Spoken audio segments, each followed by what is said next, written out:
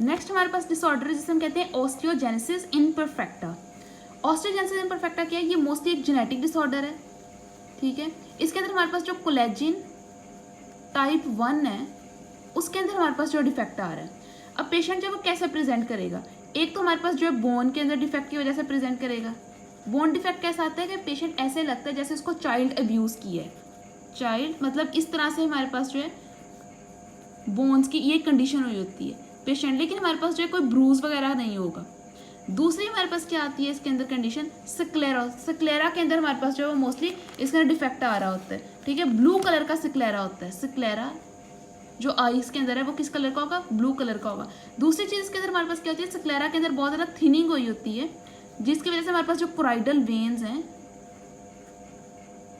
वो हमें नज़र आ रही होती हैं, ठीक है, क्योंकि जो स्क्लेरा है उसकी बहुत ज़्यादा थिनिंग हो जाएगी कि कोलेजन रिवील होगा और जो अंडरलाइंग कोराइडल वेन्स है वो हमें नज़र आ रही होगी। तीसरी चीज़ हमारे पास क्या है कि जो हियरिंग लॉस है ईयर्स के अंदर वो होगा, ठीक है। अब हियरिंग लॉस क्यों होगा? ऑस्टियोजेनेसिस इम्परफेक्टा बोन का डिसऑर्डर है, ठीक है, जेनेटिक डिसऑर्डर है। ऑटोसोमल जो डोमिनेंट है ये वो डिसऑर्डर है। कोलेजन टाइप 1 जो है उसके अंदर डिफेक्ट आ जाता है, उसकी सेंसेस के अंदर हमारे पास जो डिफेक्ट आ जाता है, पेशेंट जो है उसको बोन का डिफेक्ट होगा। मतलब कि बोन का डिफेक्ट हमारे पास क्या होगा कि यहाँ पे हमारे पास जो है मल्टीपल फ्रैक्चर्स आ रहे होंगे और वो फ्रैक्चर ऐसे मिमिक करेंगे कि जैसे पेशेंट को चाइल्ड अब्यूज़ हुआ है, लेकिन ब्रूजिंग वगैरह वहाँ पर एब्सेंट होगी, ठीक है। ब्रूज हमारे पास जो है वो क्या होंगे? वो नहीं होंगे, एब्सेंट हो गए। मल्टीपल फ्रैक्चर है, मिमिक करेंगे जैसे चाइल्ड अब्यूज़ है, ब्रूजिंग एब्सेंट होगी। स्क्लेरा ब्लू कलर का होगा, बहुत ज़्यादा उसकी कोलेजन जो है वो बहुत ज़्यादा उसकी थिनिंग हो चुकी होगी, स्क्लेरा की कोलेजन रिवील हो रहा होगा वहाँ से, और अंडरलाइंग जो कोराइडल वेन्स है वो भी हमें नजर आ रही होंगी। हियरिंग लॉस है, ये कैसे होगा? क्योंकि हमारे पास जो मिडल ईयर होता है ना, मिडल जो हमारे पास ईयर है उसके अंदर 3 बोन्स होती हैं, मेलस, इनकस और स्टेपिस। वो बोन्स ब्रेकेज हो चुकी होगी, उनका फ्रैक्चर हो चुका है, as a result conductive hearing loss जो होगा पेशेंट उसके साथ प्रेजेंट करवाएगा। ये होती है हमारे पास कंडीशन ऑस्टियोजेनेसिस इम्परफेक्टा। नेक्स्ट हमारे पास एक और कंडीशन आती है जिसे हम कहते हैं ऑस्टियोपिट्रोसिस। अब हमारे पास ये कंडीशन क्या है? ऑस्टियोपिट्रोसिस हमारे पास क्या है कि एबनॉर्मली हमारे पास जो है ये इनहेरिटेड डिफेक्ट ही है, ये एबनॉर्मली इनहेरिटेड डिफेक्ट है बोन का। इसमें बोन जो है ना बहुत ज़्यादा थिक हो चुकी होती है, थिकनिंग ऑफ बोन है इस कंडीशन के अंदर।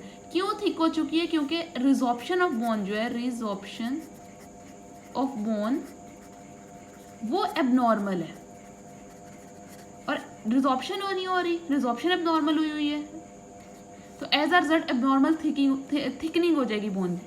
अब चूंकि बोन एबनॉर्मली थिक है, प्रॉपर रिजॉर्प्शन नहीं हो रही, ठीक है। बोन के अंदर भी एक प्रॉपर मैकेनिज्म होता है जो कि बोन फॉर्मिंग और बोन रिजॉर्प्शन का है, उस मैकेनिज्म में बैलेंस चाहिए होता है। अगर वो बैलेंस किसी भी तरह से डिस्टर्ब होगा तो as a result bone disturb ही होगी। ये नहीं है कि बोन बहुत ज़्यादा थिक है, बोन बहुत ज़्यादा डेंस हो गई तो अब एज अ रिजल्ट बोन बहुत स्ट्रॉन्ग हो गई, नहीं, ऐसा नहीं होता। बोन थिक हो चुकी है, बोन के अंदर जो हमारे पास फ्लेक्सिबिलिटी है, जो फ्लेक्सिबिलिटी हमारे पास बोन की है वो कम हो गई है, तो वो मोर प्रोन टू हो जाएगी डैमेज, बहुत ज़्यादा हैवी बोन्स होंगी। अब हमारे पास जो कि मैंने कहा कि इनहेरिटेड डिसऑर्डर है, तो ये हमारे पास प्रेजेंट करता है एज ऑटोसोमल डोमिनेंट फॉर्म में भी और ऑटोसोमल रिसेसिव फॉर्म में भी। जो हमारे पास ऑटोसोमल रिसेसिव फॉर्म है इसके मतलब 2 वेरिएंट्स है, डोमिनेंट भी रिसेसिव भी। पहले हम रिसेसिव देख लेते हैं, ये मोस्टली किस में अक्कर होती है? चाइल्ड के अंदर अक्कर हो रही होती है, बच्चों के अंदर ये अक्कर होती है, और ये ज़्यादा हमारे पास जो है वो अग्रेसिव फॉर्म है, ठीक है। इसके अंदर हमारे पास मोस्टली क्या होता है? क्यों हमारे पास जो है बोन बहुत ज़्यादा थिक हो रही है, रिजॉर्प्शन नहीं हो पा रही है, जो हमारे पास होता है कार्बोनिक एनहाइड्रेज एंजाइम जो है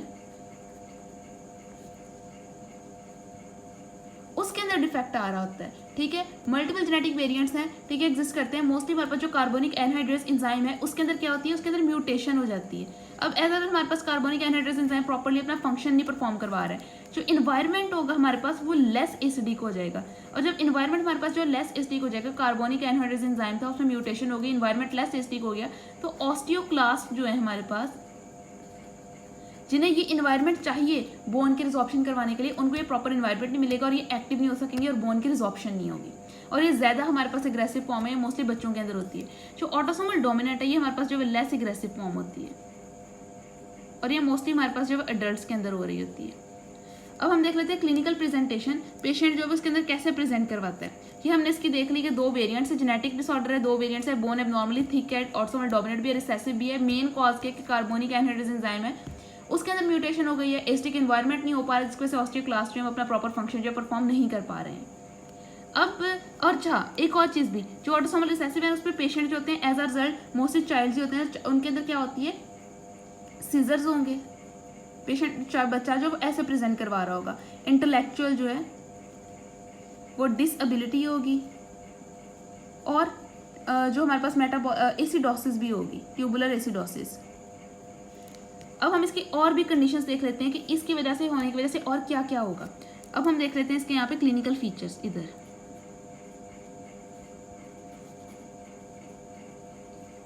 सबसे पहली चीज़, अब हमने कहा है कि बोन जो है अब नॉर्मली थिक हो रही है। बोन का एक होता है हमारे पास ऊपर वाला कॉर्टेक्स, दरमियान में इसके मेडुलरी कैविटी होती है जहाँ पे हमारे पास जो बोन मैरो होता है। बोन अब नॉर्मली थिक हो रही है तो एज अ रिजल्ट हमारे पास जो यहाँ पे ये मेडुला को भी वो डैमेज करवा रही है। बोन की जो मेडुलरी कैविटी है वहाँ पर हमारे पास जो वो सेल आई जा रहे हैं, और एज अ रिजल्ट यहाँ पे बोन मैरो था। तो बोन मैरो हमारे पास क्या करवाता था, मोस्टली बोन की प्रोडक्शन करवाता था, ब्लड सेल प्रोड्यूस करवाता था। बोन ये प्रोड्यूस होंगे तो एज अ रिजल्ट पेशेंट जो होगा उसको एनीमिया होगा, ठीक है, थ्रोम्बोसाइटोपिनिया होगा, THROMBO।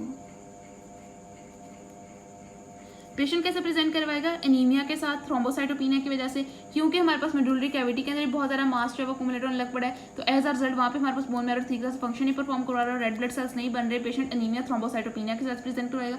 अब और क्या होगा, ब्लड सेल्स हमें कहीं से तो पूरे करने हैं ना, तो हमारे पास जो है वो जो एक्स्ट्रा हमारे पास मेडुलरी होगी, ठीक है, वो ब्लड जो हीमोपोटेसिस एक्स्ट्रा मेडुलरी जो है वो हेमाटोपोसिस होने लग पड़ेगी।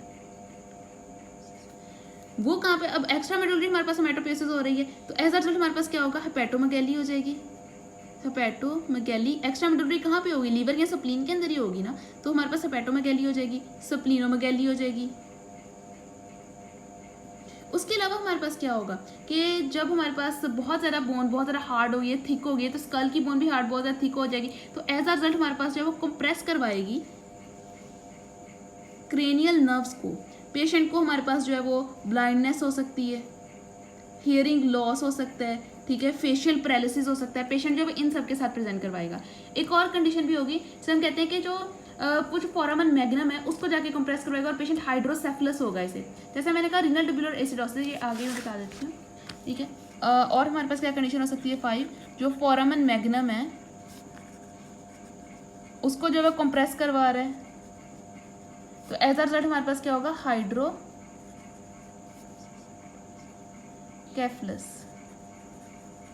और क्या हो सकता है हमारे पास 6 कंडीशन, जैसे मैंने पहले कर बताया कि रीनल ट्यूबुलर एसिडोसिस। ये हमारे पास क्यों होगी, क्योंकि हमारे पास कार्बोनिक एनहाइड्रेस एंजाइम जो है वो नहीं है। तो एज अ रिजल्ट हमारे पास जो HCO3 जो है वो हमारे पास वहाँ से इसकी एक्सक्रीशन नहीं हो पाएगी, which can lead to metabolic acidosis.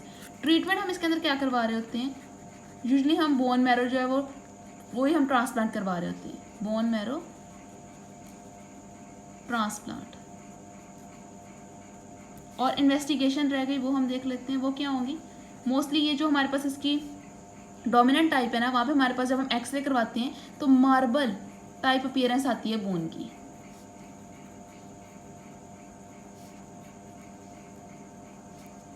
अब इसके अंदर हम देख लेते हैं क्या क्या था। ये ऑटोसोमल डोमिनेंट थी, रिसेसिव टाइप थी, रिसेसिव बच्चों में, ये एडल्ट्स में कार्बोनिक एनहाइड्रेस एंजाइम में म्यूटेशन हो गई है, एस्टिक एनवायरनमेंट लॉस हो गया, तो ऑस्टियोक्लास्ट सेल अपना प्रॉपर्ली फंक्शन नहीं परफॉर्म करवाते हैं। पेशेंट प्रेजेंट कैसे करवाएगा, अब चूंकि मेडुलरी कैविटी के अंदर भी हमारे पास जो है वो बोनी, वहाँ पे हमारे पास मटीरियल बोनी मटीरियल अलग पड़ा है, तो ऐसा हमारे पास हेमाटोपोसिस जो है वो वहाँ पर नहीं होगी, तो अनीमिया थ्रोम्बोसाइटोपिनिया होगा। एक्स्ट्रा मेडुलरी हेमाटोपोसिस होगी तो पेशेंट हेपेटोमेगैली स्प्लीनोमेगैली के साथ प्रेजेंट करवाएगा। चूंकि हमारे पास जो है स्कल वहाँ पे हमारे पास बोन बहुत ज़्यादा हार्ड थिकनिंग हो जा रही है, तो हमारे पास क्रेनियल नर्व कंप्रेस होंगी, blindness, hearing loss, facial paralysis के साथ पेशेंट प्रेजेंट करवाएगा।